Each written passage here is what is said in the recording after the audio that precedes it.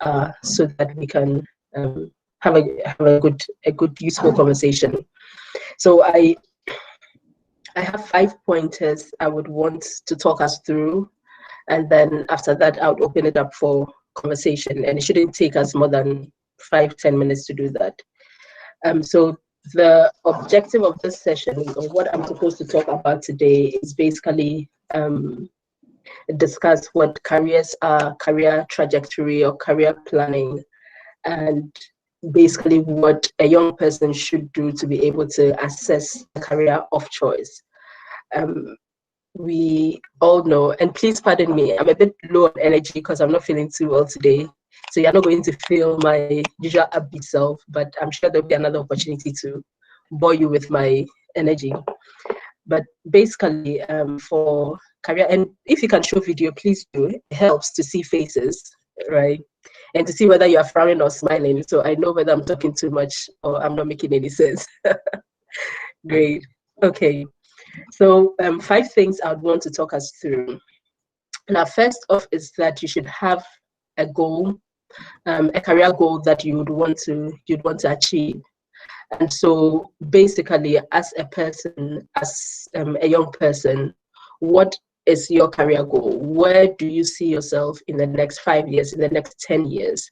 Now, when we are setting career goals, one of the big mistakes we make is that we have a goal that, will span for 10, 15, sometimes even 20 years, very long-term goal setting.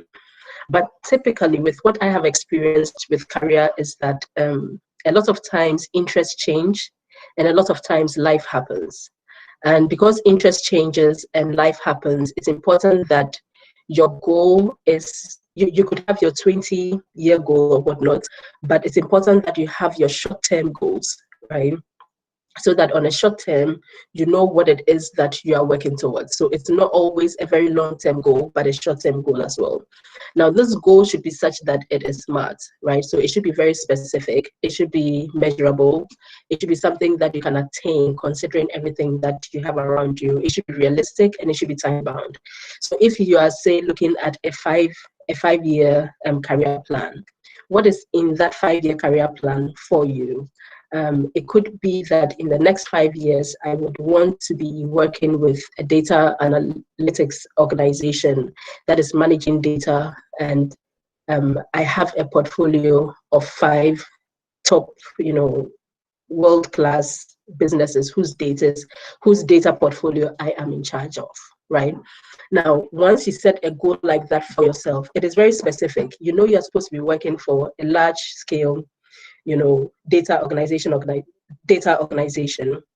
Now, are they going to be one that is, say, a consultancy? Are they going to be one that is sitting within this big portfolio organization that you're interested in managing, etc.? Those are fine details that you need to think about. But in your head, you are very clear about the fact that in 5 years, this is where I want to be. And I would want to be managing 5 portfolios. So let's say I would want to be working for a consultancy organization, and I would want to be in charge of 5 portfolios that has a certain X number of data points that I'm getting data from all the time.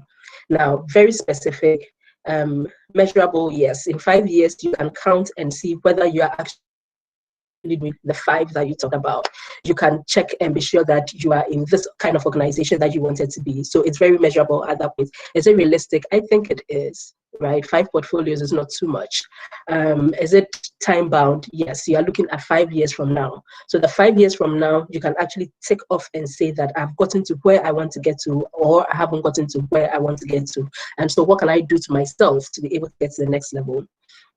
Now, once you have this big goal, which is you setting, this very high level goal, you need to come up with very specific objectives that will help you to arrive at this particular goal. And the way I like to conceptualize objectives is like steps, okay? So if I want to get to this point in 5 years, now what's the first step I need to take? What should be the next step? What should be the next step? And what should be the next step? So that in 5 years, I'm actually at that point. Now, the first step could be that I enroll on a program like this to sharpen my skill and to make me more employable. So that is step one. Now, when are you going to enroll on this program? When are you going to finish? Now, while you are on this program, what are the things that you need to do to yourself to become more employable? There are certain soft skills and hard skills that you need to develop.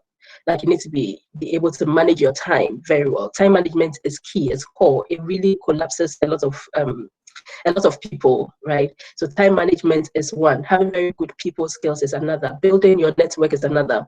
So if there's an opportunity, for example, to meet people, to have conversation with people, etc., you know that you are attending all of these sessions because it's going to help you with your networking ambitions. So you decide on very clearly, I am going to be on a program like the 10 Academy program. It's going to prepare towards, sorry, it's going to prepare me towards my goal. And these are the specific skills that I want to attain from this program. Now, when I'm done with 10 Academy, the next thing I'm going to do is to place myself either as a freelance to sharpen some extra skills, or I'm going to immediately start looking for, say, a consultancy organization where I'm going to work at this level. Now, once you have that as your next goal, which you need to attain, so this is 3 months, which you need to attain in like 6 months, you know that you have from now till 6 months to be able to get that. Now, what are some of the things that you need to do already? Perhaps building or developing a portfolio that you're going to use to pitch yourself as a freelancer, or perhaps cleaning up your CV and making sure that you have your portfolio online, it's connected to your CV, etc. And employers can actually look at it. And this is how you are preparing yourself to be job ready, so that within that period or by that time, you'd have gotten this first job. Now, once you get onto the job, what are you going to do? Now, you need to expand your portfolio. Now, what kinds of different, skill sets do you need to acquire on the job? And in our minds, we know that we are working towards 5 years being at a certain level, right? So what kind of skill sets do I need to acquire within that period to be able to get to that point? And that could potentially be your third objective. And so that also you detail out very clearly. There are time limitations to it. So you know that within my first year on the job, I should have acquired skill A, skill B, skill C. On my second year on the job, I should be managing at least 4 people so that I can learn how to manage people. Perhaps at a point, I need to get a project management certification so that I can already start managing small scale projects to be able to prepare myself for where I want to be in 5 years. And then perhaps there could be a fourth objective, which could be, I can't think of anything right now, but potentially it could be that, okay, so nothing is coming for the fourth. So at least we have 3, right? Now, going through these 3, we know that it's preparing us towards this ultimate objective that we want to meet at year 5. Now, as you go through it, I did mention that 2 things will happen. Life will happen, right? And your interests could also change as you go along. So as life is happening and your interests are changing, then you're making modifications to this plan as you go on. And it's very important that you have this plan written out somewhere and you keep it. So where I keep my plan is in my bedroom. I have a paper on the wall that has, the things, my short-term goals that I need to attain, and then the long-term ones. And I write in pencil. So as and when, things change, I can erase and move around, or I use sticky notes so that I can pull off and put on as I please. So I allow myself that flexibility. Now, when life begins to happen to me, for example, no one gets you ready for having children. Now, when you have them and you're very excited about them and they become a part of your life, then you realize that you are no longer in charge of your life, right? And I can see Arun laughing because Arun is not in charge of his life anymore. Like, there are things that you have to do, and they actually get in the way of they get in your way, but they get in your way in a beautiful way, and you love them, and you don't. They get in your way at 5 in the morning every day. I know. And then till 9 p.m. when they went to sleep, they go to sleep. So this morning I was having a conversation with Arun. I was telling Arun that I've been working because I needed to send 2 proposals through, and I haven't been sleeping. So I've been doing all-nighters. And finally, on Tuesday, life caught up with me, and I've been in bed till this morning. So if Arun hadn't reached out to me this morning and said, I hope you are ready, I'm sure I would have still been in bed, cuddled up, trying to get well. And that is life, right? Because of my children, I have to work in the night. And so I've just been doing all-nighters. And finally, I broke down. And even in my breakdown, I have commitments that I need to uphold. I need to be here, right? I can't say that I'm not well. I can at least talk, so I can be here, right? And so your plan need to make room for a few things. Life happening to you, you starting a family, your extended family needing you, and all of that. And you make those adjustments as you go on. Otherwise, you'll be very frustrated because you feel you are not up to par. You feel you are not being able to achieve what it is that you have set for yourself. And it's just life happening to you. Makes any sense at all? So set the goal, set the objectives to attain the goal, but don't feel locked up in a box that you have created yourself. Allow yourself for flexibility. Doesn't mean that throw your dreams away, right? But you allow yourself for those flexibilities so that you can work through all of the things that life will throw at you to be able to attain your goals. And you can shift the goalpost a few times. So I said in 5 years, I wanted to be here. For me, for example, I told myself by the time I turned 40, I should be a full professor. But then life happened. There is no way I can be. I mean, I was 40 last year, so I've lost that. Doesn't mean I've given up on being a full professor. No. I am working, I've moved it by 3 years, which gives me 2 more years. So in 2 more years, but even I can't be a full professor, I need to be an associate professor first. So I know full professor has moved further along, but at least I'm still on the trajectory. And it's just because life happened. I mean, I became a mother and I needed to make a few adjustments to be able to accommodate that, right? But I haven't thrown my dreams out of the window. I'm still working towards them. Just that the goalpost has shifted a bit because of the situation I find myself in. Now, once you have your goal and your objectives, the third thing I'll need you to do is to conduct a SWOT. We know what a SWOT is, like strengths, weaknesses, opportunities, and threats. But for personal gains, usually, or for the person, usually what we do is try to get people to do like a SWOT.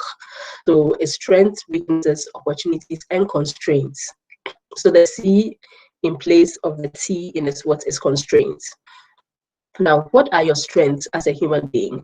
And you need to be very, I usually say that the strongest and most successful people are the people who can look within themselves and do a very sound assessment of themselves, right? There are some things that I know I cannot do, not because I am weak, not because I can't bring myself to it, but I'm not a data scientist, and a lot of times when the team meets, I would joke about the fact that, hey, I'm the only non-data scientist around. Does it mean I don't have interest in data science? No. I teach in the area of entrepreneurship and organizational development and all of that. Now, we use a lot of data. Our management is driven by data, so I need data. Now, because of that, I need to understand how data science works. But can I become a data scientist myself? I'm too far out in my career to now start exploring some of these things. Now, how can I capitalize on it anyways? So I get someone who understands it. I understand some basics. I know what to look out for, but somebody does the hard work for me. Makes any sense at all, right? So my weakness is that I can't go honestly, I can't go learn data sciences at this point in my life.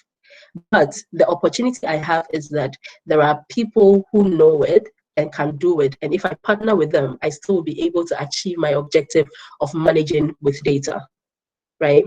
So it's very important that you're able to look at yourself and within yourselves. Now, one of my constraints is my children. They are not a negative constraint, they're positive constraints. I love them. But because of them, there are a number of things that I just cannot do. Okay, and so I know there are constraints. I know within certain times I can't commit to some things. And if like today, because I committed to this, they're having a field day behind the TV. On an ordinary day, 11 a.m. Ghana time, they will not be sitting behind the TV, they'll be learning. But I needed to manage that constraint. Now, if I'm not aware of that constraint, I can't come up with a workaround. Right? And so I'll be sitting here and they'll be here and they'll be disturbing and I'll be frustrated and you'll be having a field day because you are looking at me, trying to juggle all of that, right? But it's important that you are aware of your constraints as well. So my challenge to you really is that do these 3 things. Come up with your goal for at least a 5-year period.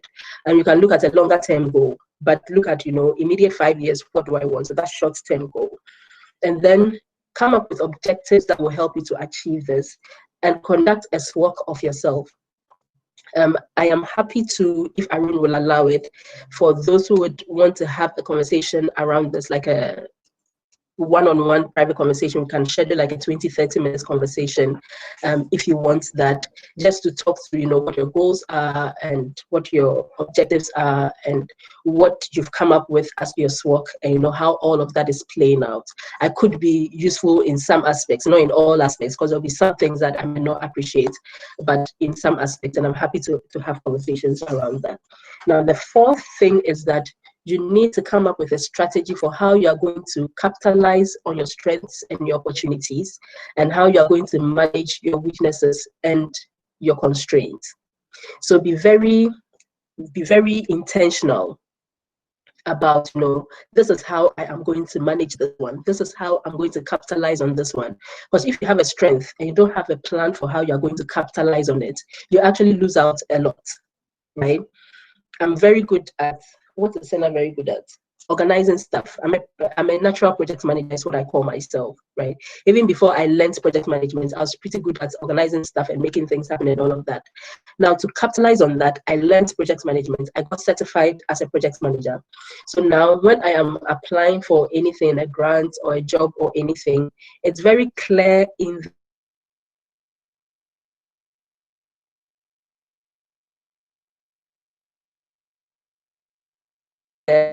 now that certification helps me to take advantage of that strength that Sena, I have, and we actually lost you put for a it out second. there. You said you're a natural project Yeah. manager, and then your connection dropped for a second. Okay, thank you. So a natural project manager. Now, the way in which I capitalized on that strength was that I learned to become a professional project manager and got a certification for it. So now when I am presenting myself anywhere, the fact that I am PMP sort of goes out there as well. I don't necessarily need to go and explain to someone that I am a natural project manager, right? Now, what that also allows me to do is that people see me and know that when I am working with them on a project, very likely the project will be managed very well. So I position myself to be able to, capitalize on that strength that I have, which is just organizing things and managing projects and seeing things to conclusions. Makes any sense at all? So you need to have a very good strategy, a very clear, intentional strategy for how you capitalize on your strengths and the opportunities you have around you, and how you're going to manage your weaknesses and your threats or your constraints. And the final thing I'm going to say, which I think is super important, is that don't be too hard on yourself, right? Don't be too hard on yourself. Work hard at things, but take care of yourself as well. Take a holiday when you need it. Spend time with family. Have a good social life. Party when you need to. Do all of those things, but work hard, right? It's not work, and then life suffers. No. Be a full and complete human being, because it is in your fullness and your completeness that you appreciate you appreciate the little gains that you make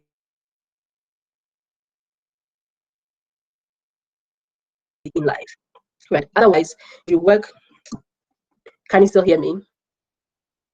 Okay. We can. So otherwise you will work and work and work, and you never find satisfaction because you are not a complete and full human being.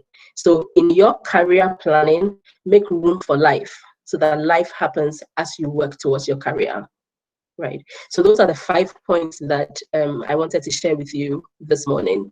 Have a clear goal, have the very clear objectives, conduct a SWOT of yourself, have a very good and detailed strategy for how you're going to capitalize on your strengths and your opportunities, and how you manage your threats and your constraints. And finally, be a complete human being, right? It shouldn't all be just about work, but just make sure that it's complete. So that's about it from me this morning. I hope it's been useful. And if you have any questions, I'm happy to. Arun and I are happy to answer if you have questions. Okay, so I think we really had a good time hearing from Sena, sharing much with us. I hope we can do a virtual clap. Can we do a virtual clap? And a virtual clap for Sena. Are we clapping for Sena? Yes. Yeah. Let's No clap worries. for Sena, Sena. Sena I want to clap see you for clap herself, so Sena. she heard it very loudly. Okay, that's great. So now the floor is open. So Sena's also been added to the Slack group. So Sena had So the mentioned floor is you're open open now, and very, we'd like to very, take. very nicely to be also do one-on-one coaching. So you can find her on Slack. Mhm. Okay, so let's take about 5 questions. If you're ready to ask a question, just turn on your microphone and then just go ahead with it. So we'll take 5 questions in that order. Okay. Hello. Hi, Vanda. Yeah. Good morning. Yeah. So thank you very much for the insight. Yeah. The career goals. It's quite interesting. I'm currently reading my master's at the university, and right now I'm also on this program, that's 10 academic program, and I'm trying to do the two together as it stands Okay, now. great. Yes, So and so we are open for I'm questions. getting some. If you're ready, just shoot and turn on your microphone and then ask your question. Prosper, please. Someone is asking a question. Hi, Randy. Yeah. Okay, So so Vanda, go on. so I have those two things. I'm doing two things at the same time, and it's really like you said. We shouldn't be hard on ourselves. but- Evander, were you going to ask a question? Hello. Yes. Go on. And I'm trying to do the two together, and I'm wondering how to go about it because I'm time bound because I'm supposed to submit. I think we have, yeah, Evander, yeah, go ahead. I'm supposed to be submitting assignments, trying to work on the masters and everything. And I wish you could maybe share something with me as to how to Good morning. maybe plan this whole thing. Okay. So it will boil down to time management. Yes. Right. It will boil down to time management. It's not easy juggling things, but Arun would agree with me that life is about juggling. And you are as successful as how good a juggler you are. So it's actually good for you to get this experience now. I'd say it's an opportunity to learn something that other people who are just doing one thing at this moment will not get to learn. Now, how are you going to manage your time such that you are able to balance the two? Usually what I tell my students when they come to me about time management is that schedule your day. So like have your 24-hour day, right? And detail it out. What time am I doing what? It's very fundamental, but very useful. What time am I doing what? In the half time for when you are doing your schoolwork, so your classes times are blocked, in the half time for your 10 academy work, and in the half time for your socials. See, I'm a lot about socials because I know how important it is to have a balanced life, right? Have your socials in there as well, and have Evander time, okay? Time that you're either meditating or listening to music or just doing nothing, just lying down and looking at the ceiling and trying to count, the air particles that are between you and the ceiling. You're doing nothing really, just there. You need to block that time off as well. And be very generous with your time for yourself and for all the other things that you're responsible for. Now, once you have Evander time in there on a daily basis, have like 1 hour Evander time. Okay. Then if a minimum something comes up that is super essential, then you can replace the Evander time, but you should be careful not to be replacing the Evander time all the time, right? Because if something is stressing you out and you sacrifice Evander time to do that, then what that creates for you is less stress. And so even though you use your Evander time to do something, it actually has given you less stress, which is what the Evander time is supposed to be for. So there's no point in lying down and sleeping when you are super stressed about something. If there's something you can do to relieve yourself of the stress, and so you do it, but you don't do it all the time. Now, meditation is one thing that I've found to be very useful, right? Even if it's 10 minutes a day, first thing in the morning, last thing before you sleep, just sit down, draw your own energy together, draw the energy of the universe towards you, think about your day and how it's gone, and the things that went well and the things that didn't go well, and how you want it to go. Just spend time with your inner spirit. I have found out to be very useful, right?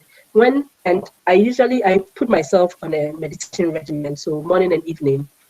But sometimes life takes over and I'm not able to do it.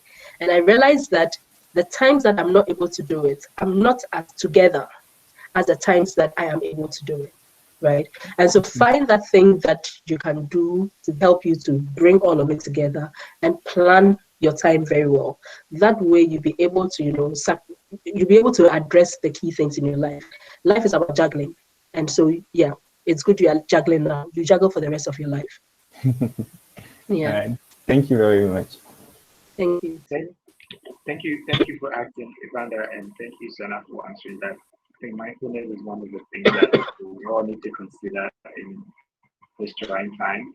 Mental health is very important, so I would encourage us learners to also take that as a question. Still open for question. If you're ready, just turn on your microphone and then shoot your question.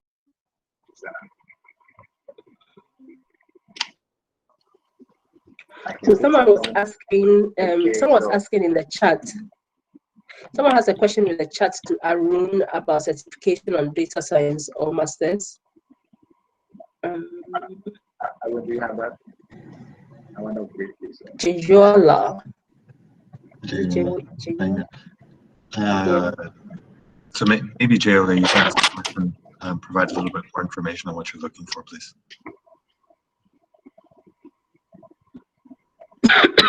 You can see Jayola online here.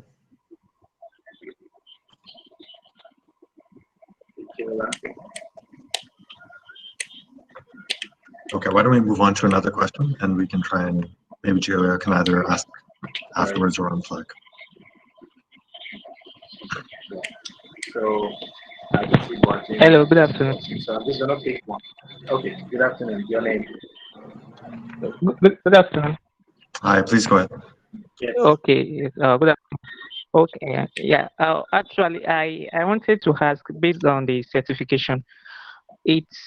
I know from what she said life is about juggling. So I get the point. We just have to keep juggling. So I was thinking because I'm from a social science background, because when I was looking at masters in data science, most of them were related to computational field, and I actually don't have that for my BSc. So I was thinking maybe it doesn't align to my long-term plan, because I don't want to go too much into the computational aspect of data science, maybe the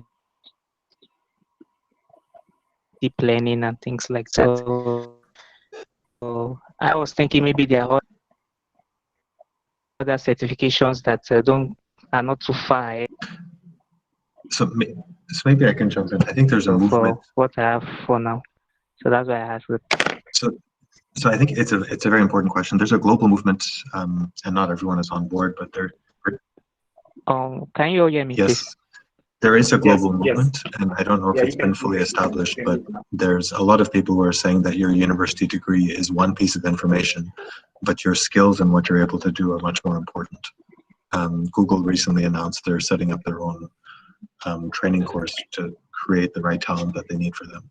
So I think in some aspects it will be getting certification is important, but what we believe is that being able to demonstrate that you have the skills through the work that you can do through your portfolio, through your GitHub profile, should help you to overcome some of the limitations that you might face from having a social science undergraduate degree when applying for a very technical data science job. Jill, I hope that answers your question, and maybe if you need more answers, you can always reach out to Arun after the session. Okay, so let's take 2 more questions. If you are ready, just turn on your microphone and then ask. It could be anything. Don't think so big about the question. It could just be one of the simplest things I have involved in that you want to ask.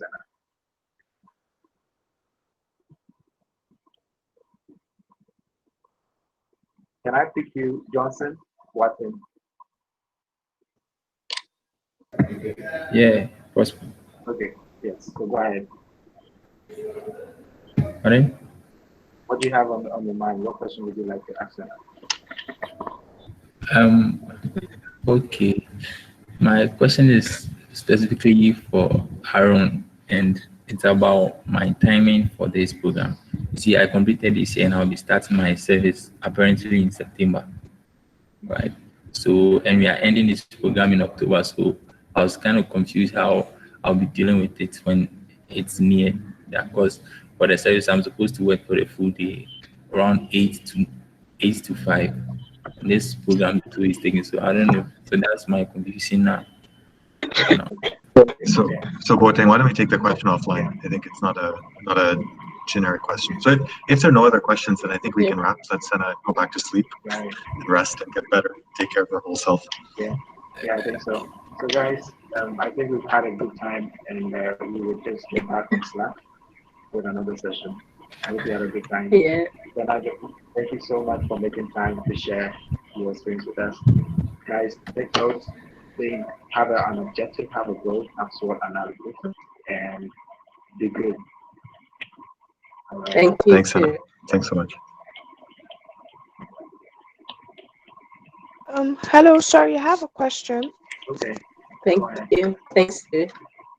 Okay, all the best, people. Okay. So everyone, if you have questions, send us on Slack. We can reach out to her on Slack. Okay. Thanks. Yeah, thanks. Rufia.